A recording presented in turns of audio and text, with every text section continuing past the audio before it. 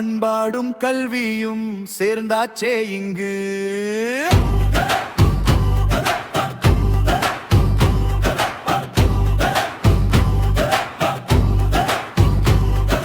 சூரியனை வணங்கும் தைப்பொங்கல் காலை, நம்பிக்கை விதைக்கும் புதிய நாளை, தமிழர் வரலாறு சொல்லும் திருநாள்,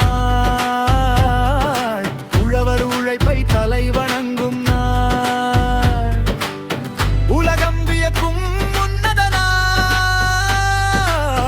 இயற்கை தாய்க்கு நன்றி சொல்வோம், இனிய எதிர்காலம் உருவாக்குவோம்.